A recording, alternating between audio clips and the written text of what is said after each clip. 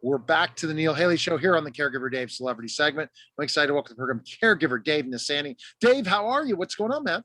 I'm awesome. What a great time to be alive. Now, I think it's a great time to be alive because of social audio. I am Yeah. just becoming this kind of kid in the candy store. First Clubhouse, now I'm doing a fireside chat every day live. So if you guys want to hook up the fireside, all you got to do is DM me and you can be part of the pilot. And living on Clubhouse all the time, plus doing all my radio and TV. I don't know how I have time, Dave. Plus run I three don't have the businesses. time. This is my third radio show today, and it's just going to get worse. But Hey, I'm but what I've excited to be learned is here. I'm spending all this time doing even more than I usually do, which is 5 hours of programming. The more I talk every day, the better I get. It's nice. Well, it's called practice, you know. And so I'm either running the gas station or taking care of my wife's needs. I'm her caregiver. Or lately, I've been doing gas station interviews on TV channels all across the country, talking about why the price of gas is going up. And it's so cool now because I used to have to hop on a plane, make reservations, get a hotel, and all of that. And I just have to go on my computer now. So it's never been easier to be on TV. Awesome. So our guest, again, this time you've connected me to this guy. Great. I did. It's Celebrity. But see, I love talking to entrepreneurs because guess what? If I can somehow figure out what they did to become unbelievable. Famous is an easier thing, I think, than becoming wealthy. And to be able to be the guy that runs lots of things. That's a goal of mine someday. And I'm not giving up on that goal at 48. But Dave, introduce our guest. Larry Broughton. Many people know him of his fame of Hotel Impossible, Travel Channel. Been on 8 seasons, I believe. But Larry has an interesting background. I'll let him talk about it. But he's got a picture of Duke behind him because they had something in common. They were in special forces. So Larry, welcome to the show. Dave, it is great to connect with you again, my friend. How are you? I'm awesome. Larry and I know each other from a mastermind, Craig Duswalt. We're both rock stars, and so I'm just so humbled and honored to know him, and I'm grateful that he's on the show. Why don't you start, Larry, just telling us, not from the cradle, but how you got into the Marines, how you got into the restaurant business. Let's just start there and get all that out of the way. Well, I wasn't in the Marines. We ate Marines for breakfast. So that'll tell you how much I know about special forces. So, I started out, I barely graduated high school. How's that? And, but what I found is that I had a passion for martial arts. And through a kind of crazy sequence of events, I had heard that the Army was going to be sponsoring a Taekwondo team for the Olympics in 1984, I guess it was. And I ended up going down to the Army recruiter's office and not knowing what I didn't know, he finally said to me, if you want to be on the Army Taekwondo team, you've got to be in the Army. I thought they just sponsored it. I barely graduated high school. As it turns out, I'm dyslexic. But I ended up taking their ASVAB, which is the Armed Services Vocational Aptitude Battery, which is basically an IQ and aptitude test. I scored really high on it. And the recruiter said, listen, you scored in the top 0.1% in the country. Wow. You could basically do whatever you want in the Army. Unless you want to be an officer, then you've got to go to college. But he said you could even try out for special forces. Wow. And just the way he said it, that's awesome. What is it? And he said, it's the Green Berets. And I still didn't know what he was talking about. So we went through so we talked about, John Wayne from the movie The Green Berets. And then that year, a movie was coming out called First Blood, Rambo. Yeah. One of my favorite movies. I love it. Oh, is that right? Yeah. And so he said, go watch that. It was basically, that's a propaganda film, basically. But anyway, I said, sign me up. I'm doing it. He said, the problem is if you don't make it in any of the courses along the way, basic training, your advanced individual training, jump school, any of the other training, you're out. You go up for what's called worldwide assignment. Anyway, I made it. I went in, went through the special forces training, did really, really well there. Got assigned to an amazing group and an amazing team, traveled around quite a bit. On a couple of different deployments, had realized that I really had a hankering or an interest in public policy, international relations. At the same time was getting jaded with the way the media was portraying what was going on in the world, because I was overseas at one place. My folks would send me newspaper articles. I said, well, that's really not what's going on, you know? And so I thought maybe I could make a bigger impact by working in the State Department, running for political office or something like that one day. My first job out of the military was at a night auditor at a little no-tell motel in San Francisco. I went in 11 o'clock at night, got off at 8 or 7 in the morning. And this is in the Tenderloin, which is basically a ghetto area in San Francisco. And after being there for a few months, an investment group came in to buy the place and renovate it and turn it into one of the first boutique hotels in the country. Wow. To make a very long story short, I ended up falling in love with the hotel industry, at the same time falling out of love with the idea of running for political office, because I'd worked on several campaigns on both sides of the aisle and realized they're a bunch of idiots. They're a bunch of idiots. And I don't have thick enough skin for it. And what I loved about the hotel industry is that it just really let me exercise a lot of my strengths and interests in leadership, team building, marketing, finance, real estate, you name it. Dave, you know, from running your business, you're not just own gas stations. I mean, there's a lot of details that go into owning a business, right? Yeah. So in a 14-year period, we picked up about 14 hotels in the San Francisco area. And it was the late 90s at that point. And I had realized, although I became a partner in that company, and although I was the number 2 person in the organization, I was never going to be what I call the primary leader. I was always going to be stuck in a secondary leadership role. Dave, you know me. I'm a CEO type. I'm the top dog. I'm the alpha of the organization. So anyway, so I left and started my own thing. Been 20 years ago now.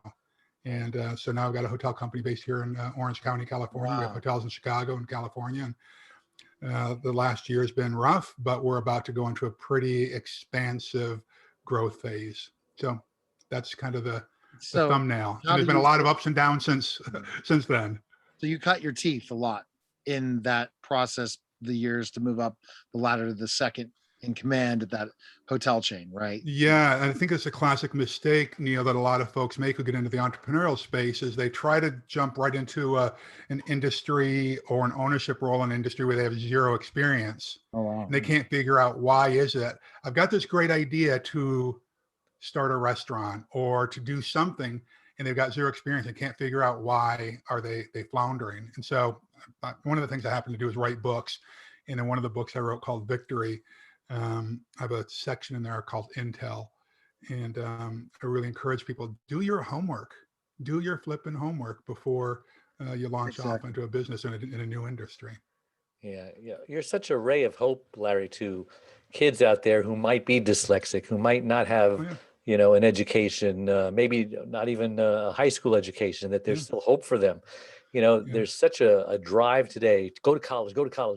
Okay, so you go to college. Now you owe some bank $300,000 and you're underground before you even get started. And now you can't get a job and maybe you're working at a hotel. Yeah. Well, I'll say this, Dave, I am a proponent of higher education. That doesn't mean I'm a proponent of the university system at this point. I am highly educated at this point. I do not have a bachelor's degree though, but I'm probably 2 quarters away from getting a bachelor's degree, but I've attended Stanford's executive program for 2 years. And I've done countless reading and seminars and conferences, and I'm just I'm dedicated to lifelong learning, right? And you've got to figure it out though, because you're right, Dave, there are a lot of people who, like me, were told, I'll give you 2 quick examples here. I remember going from 8th grade into high school, right? And going to meet with the new high school guidance counselor. And I remember she sat me down and said, okay, now what do you want to be when you grow up, basically? What do you want to study? You love that one, right? Yeah. And I told her, well, I want to be a veterinarian. And she literally looked at me and chuckled and said, honey, you're not smart enough to be a veterinarian. Oh my. All right. So when you have an authority figure tell you, who's supposedly like a guidance counselor, honey, you're not smart enough. Guess what? You own that. I'm not smart enough. Exactly. Right? And so, Dave, I think you're right. There's got to be people out there who are not afraid to talk about failures and people telling them that that they're never going to make it. Yeah. I didn't have any of those kind of real role models growing up. I didn't know anybody who was talking about, hey, you want to be successful, you're gonna have to fail a lot along the way. Yeah. I think it's easier now, of course, with the internet and all that kind of stuff. But that's kind of a quick example of Dave that, yeah, I think that I do recognize that whether I like it or not, whether I realize it or not, people are watching me. Yeah. And we all need to be aware of that. And I've got young children, well, not so young anymore, a 19-year-old and a 17-year-old. And believe me, I'm very cognizant that particularly my son watches every move I make, every interaction I make, every phone call I'm on when I'm in the car, he's watching, right? Yeah. So, yes. And so talking about the learning, Yeah. I was interested in seeing that. So basically, you're not saying to entrepreneurs, don't start a business, but first get the education, either learn from it or study it, and study what it takes, do an apprenticeship. You're pretty much your mindset that if you learn, first of all, and I think I kind of did that, Larry, in my business where I worked like as a vice president of operations for a network marketer that wanted to build his brand. And I had to do all of the legwork to do in building his brand. And I learned those things from him before I decided to just do that myself. And see, I love that. And teaching the same way, you know, taught in the classroom, then saw, okay, tutoring's more for me.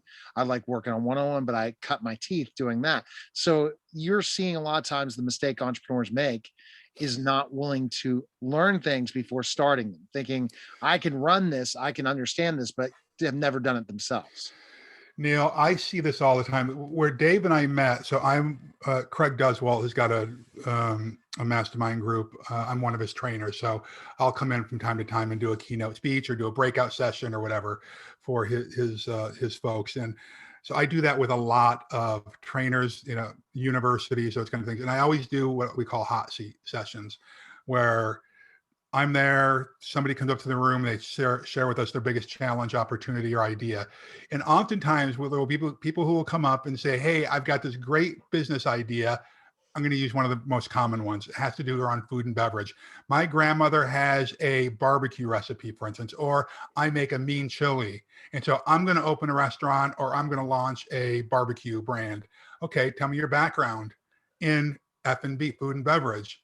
Zip, but they're going to go out and do this, right?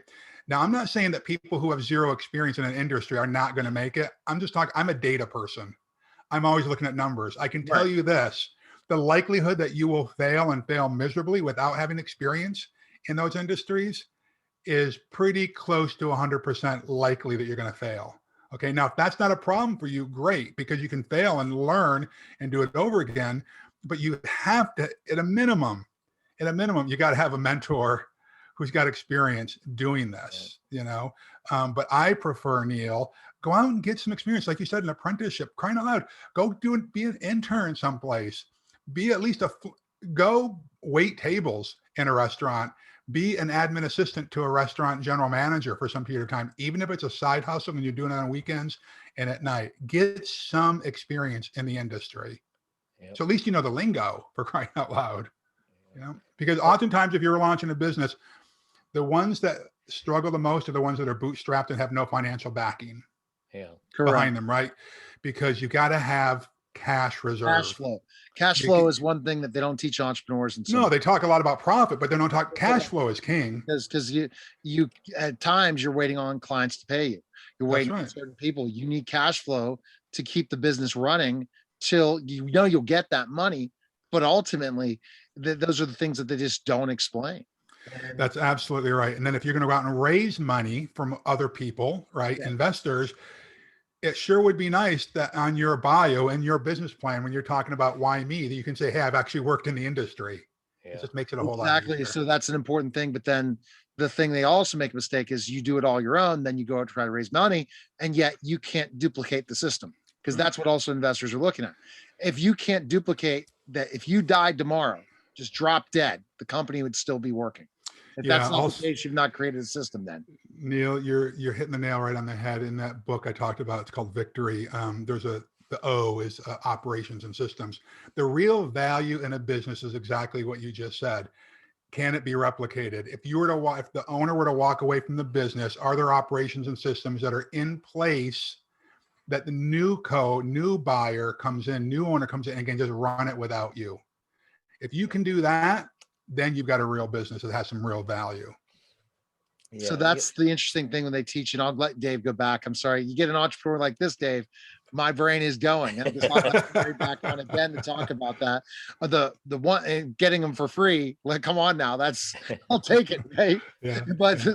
and then we'll go to the next question. Dave, I'm following up one more time, then Dave can go back and take me back to the other portion. But the fact is, when you talk about why do people say to niche if the fact is that your business is a digital marketing company, yet you should only niche in one area. I wanted to ask that question to you, and I do digital marketing, but when I go on this platform called Clubhouse, they say you should only niche in one area, like one area, or you can't succeed. Do you believe that or not?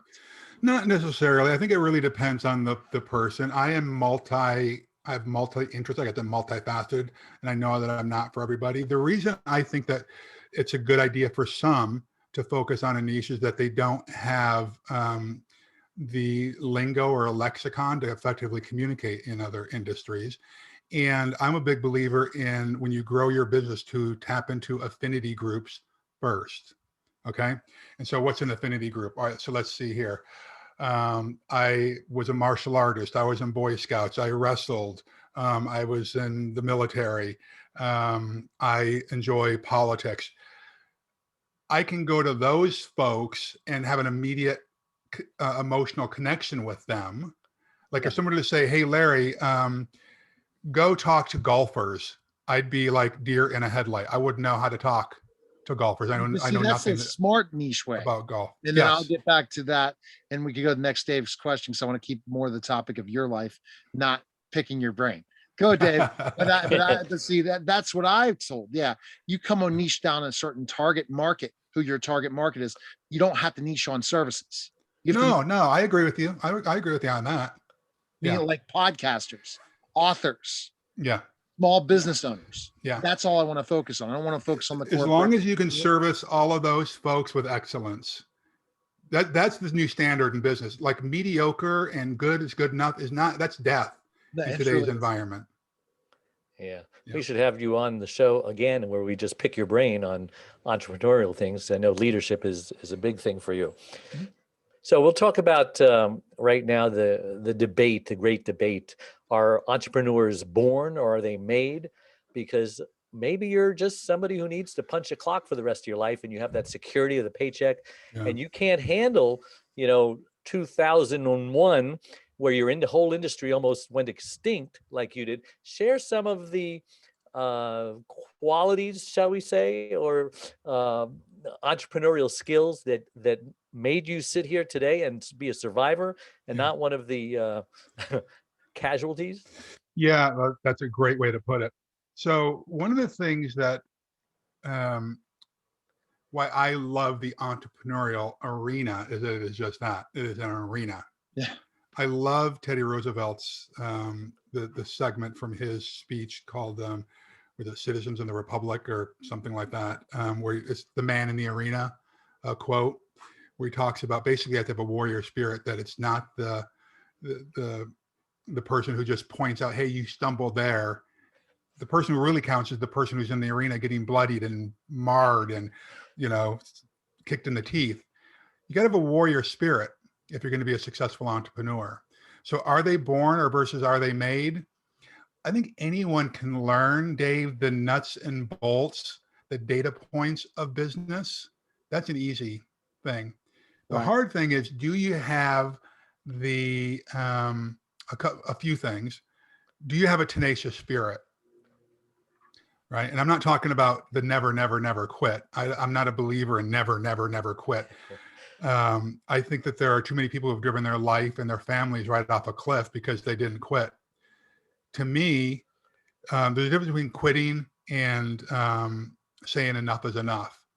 Quitting is if I have not exhausted all avenues, if I've not really given 100%.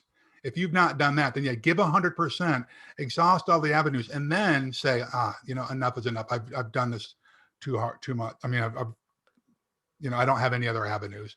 But I think tenacity eats talent for lunch is one of my mantras. You know, there are a lot of talented people out there, but when the going gets tough, they surrender. Yep. So that's a mindset thing, right? You've got to have a warrior mentality if you want to be successful in the entrepreneurial arena. That is not, I don't think you're born with that. I think that through life's circumstances and events, you get kicked around enough, you get bloodied enough, you have enough crises and you face enough adversity and you start realizing, hey, there's actually opportunity in getting punched in the face as a kid. Because I learned, I talk to my son about this all the time. I think that and this is going to piss some of your listeners off probably. I think that every young boy, young man needs to be in at least 2 fights in their life.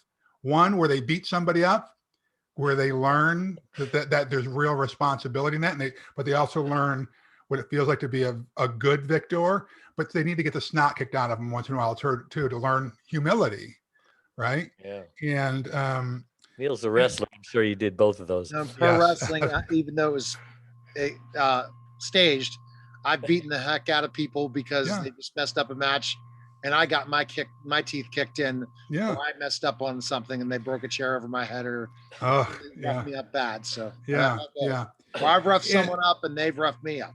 Yeah. And even if it's not the physical thing, I think that people need to have real failures in their life because they learn that they can overcome these things, right? So that's one of the things, Dave. But also, you know, I mean, there's tons of lessons I can share with you on this stuff, but I think that facing adversity and just having a mindset that good things are going to come from this if I make them good things. Because I could easily, a year ago, I could have easily curled up in the fetal position and just let life happen to me and close the doors like a lot of hoteliers did. Yeah, definitely you could have. Yeah. Well, I got a letter from you or an email, whatever it was, I don't know, in March or so, just when this started. Right. And you were just saying, hey, you know, things are pretty rough. I've exhausted all my avenues and it's humbling for me to say what I'm about to say. But go ahead and share what that letter was in. Yeah. I don't remember the details. I probably blocked it out for good reason. But I'll preface it with this. The average business in the US has 29 days of cash flow. True. Let that sink in first. 29 days of cash flow, the average business, which means a lot of them don't have that much. Now, we generally would carry about 75 days of cash flow. And I just knew when this, again, I'm just kind of a student of public policy. I knew that the crap that we were being fed back in March of last year, that this is going to be quick. We just need to flatten the curve and we're all going to be out of it. I knew that once this started, this was going to be a long, hard road. Yes. I knew it was going to be miserable. And I just knew because a light switch happened. We went from February of 2020 having a record year. And as an industry, not just our company, but our company too. February is a record month, right? To March, it's like they turned off a light switch where revenue was cut by 100%. What business ever budgets for a 100% drop in revenue? Most of us will, we'll have contingencies. We'll say, okay, what could it possibly be off this year? 20%? Nah, it's not going to be off 20%. Nobody ever does that, but for it to drop by 100%. And so, Dave, I knew that that with my line of credit and with everything else going on, that I predicted that this was going to go on through the end of the year and that there's probably going to be about a $350,000 shortfall just for the management company. And I'm not talking about the hotels, because I had a different way to fund those. I'm talking about just our management company, right? And so I talked to my mentor and my board of advisors and said, listen, and by the way, this included me not taking a salary. Okay. Because I said, I'm not going to ask my team members to take pay cuts to be furloughed if I'm going to stay on salary. So I haven't taken a paycheck since February, the last payroll. Oh gosh. In February of last year. So now what month are we in? Is that month number 14 or 15? Right. Wow. So there's that. We ended up, I think from the peak in February to the bottom, I think there was about 80% of our workforce was either furloughed or laid off. that last part of March into early April, 100% drop in revenue. And it averaged out to be about a 70% drop in revenue for the year. So Dave, I just knew that without revenue coming in, but I was still contractually obligated to provide services to all of these hotels, that I was going to have a $350,000 shortfall.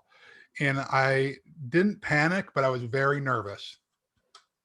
And so I just did basically a public plea and said, hey, friends and family, I know that we're not all in the same boat, because we're not, but we're all in the same storm. And if you've got it in your heart, I've got this, I'm expecting a $350,000 shortfall. And if you want, I would really feel blessed if you just help us out a little bit. Now we got a little bit of help from people, not, $350,000, but we got about a tenth of what we had asked for, but that helped. That covered a month of shortfalls and on the management company. Right. That gave me a little bit of hope. Now we got some haters from that. We could talk about that if you want, but I had CEOs from other companies calling me who were just like in tears, like, can I talk to you? Because I can't talk to anybody else, who were absolutely panicked and would not go public. I had people connecting with me on LinkedIn who said, I wish my CEO would have done this, because my CEO, we haven't seen in weeks. And the first time we saw our CEO, he came in and laid off 60% of our company. Oh my gosh. So based on that experience, are you on the right track before we go to Dave's last question? Yeah, it's been, Neil, it's been a very challenging time, but we had to pivot, of course, and we've been scrambling, and I feel very, very optimistic about our long-term and midterm future. We're developing a fund at this point. Things have turned. I mean, they're not near what they were in 2019, but people are traveling again. Since about Christmas time of last year, we're seeing, it's actually going up. And then March was very strong. April's going to be strong. People aren't paying the average daily rate that they used to pay, but the occupancy is there. So how many hotels do you have, and did you lose any during this storm? Good question. Yeah, we've got 9 in the portfolio at this point. We did lose a couple due to sale. One of them is actually still closed, but we are doing what's called Project Room Key in Los Angeles, where we're actually housing people that are in transition. We are renovating the hotel anyway, adding some, retail to the property. So that kind of helped out with that individual hotel. It's been a humbling experience for the entire industry. And it's one of the things I think is one of the opportunities that's come out of this is that we had some new, younger managers in our organization who'd never been through an economic downturn before, right? And so I was saying earlier, that with crisis and adversity comes opportunity. Well, the opportunity for them, and they were panicked. You could see in their eyes fear, right? And I feel like during times of crisis, the best communication is over communication. And so I just said, hey, we're in this together. I'm going to coach you through this. And they are stronger now than ever. It's like taking a private into combat and you see a couple of firefights, and next thing you know, you're like a grizzled veteran, a couple months later. And that's what this is like. These folks are going to be I'm convinced these young people will be some of our best leaders going forward. Now, there's a reason why what we call the greatest generation was considered the greatest generation. And it's not because they went and fought in World War II, I believe. I'll argue with anybody on this. I believe that the reason that generation is called the greatest generation is because they went through the Great Depression before they went to war. Okay. The reason they were able to go to war and be selfless is they learned during the Great Depression that they needed to be selfless. Okay. All right. So Dave, your caregiver Dave question. Because I don't know if you ever asked Larry that question. So as you know, Larry, my wife had a stroke 25 years ago, lost her speech, became paralyzed. I became her caregiver, didn't know what I was doing, made all the mistakes in the book. Now I'm Dave, the caregiver's caregiver, turned lemons into lemonade, I should say. now I'm helping caregivers and people who are going to become caregivers to realize that 30% of them are dying, and that everyone's going to eventually become one or need one. So now's the time to learn how to be a caregiver. So my question to you is, how has caregiving touched your life? I mean, everyone has parents, grandparents, and so on. Yeah, how has caregiving touched my life? Well, listen, so I am a single dad right now. I've got a couple of friends who I would say if I were to call them and say, hey, I'm in need, they would come to me. You know, they would serve me. My parents both passed away within 48 hours of each other a bunch of years ago. And prior to their death, I was one of the caregivers, financially, emotionally, you know. And so it's interesting. I've got a friend right now who's literally, like, as we speak, is in the hospital with a very rare form of cancer, and it's not looking so good. And she doesn't have a bunch of people around her right now. I've seen there are some people who treat caregiving with compassion, right? And I've also seen people who've been in caregiving situations where there's resentment and anger builds up. And I've been there. I've been one of those people where I've been asked to care for someone, and because I wasn't healthy, I wasn't providing the care that I should have been giving. Now, thank goodness this person wasn't dying. They weren't in a terminal position, but they needed care, and I wasn't in an emotional state to give it. So it's touched me on both sides. You didn't have your oxygen mask on first. Exactly. That's a great analogy. I did not have my oxygen mask on first, right? And I didn't have a compassionate heart at the time either. And that took some real work to get there. So you're right. With the number of baby boomers that we have right now in the world, particularly here in the US, you're doing a great service, my friend, because we all need this for sure. There's a shortage of care facilities, shortage of caregivers. You know, who's going to take care of grandma? It's a concern. Definitely. Long-term care insurance, a tiny portion. We don't talk about it enough. That's for sure. Exactly. And my sense is that we probably ought to be thinking about ourselves, not like who's going to take care of me, not leave it up to family members to figure out how am I going to care for grandma? Well, guess what? If you're a grandma, figure it out. Like, hey, this is what's going to happen. I'm going to hire somebody. I'm going to make sure that I've got the financial ability to do it. Because I think a lot of the mistakes are made out of ignorance or fear. Yeah. So the best place we can connect with you, Larry, and learn more about you, where can we go? So I'm on all social media platforms. Well, yeah, all of them, the big ones, at Larry Broughton, but you can just go to thelarrybroughton.com, and that's my website, or larrybroughton.me. Either one goes to the same spot, and everything's on there. Hotel stuff, speaking stuff, corporate training stuff, writing, hotel. It's all, you can find it all right there. All right. Well, excellent. Any chance they're going to start Hotel Impossible up again? No. So I wasn't the host of that show. I was just on there a bunch of times, and also used to go on MSNBC's Your Business with JJ Ramberg a lot as well. I used to do a lot of TV. I don't think that show is going to be brought back. It may, but with 2020, no one was going out and doing these live remote shoots. Like, you're not doing the amount of TV you were doing there either for a while. They're figuring it all out. Yep. Yeah, they're figuring it all out. So we'll see. Yeah. But I'm always maybe you need to pitch it. All right. No, Larry, you should have your own show for sure on CNBC or something. So you should pitch it. I agree. All right. I agree. Appreciate it, Larry. Thanks again. Thanks for the coming. Story. It was a great gentlemen. story. Great picking your entrepreneurial brain, and best of luck. And if you're not on Clubhouse, you need to be on Clubhouse with me. I am on there, but I'm not active on there, so I will get there. You can follow me, and then your buddy Glenn Morshower is very active on there. I see that. I've heard that. Yes. Yeah. All right. So thanks, guys. Take care. Thanks. We'll see you. Thank you. Bye. All right, guys. That was Caregiver Dave Celebrity segment. Take care.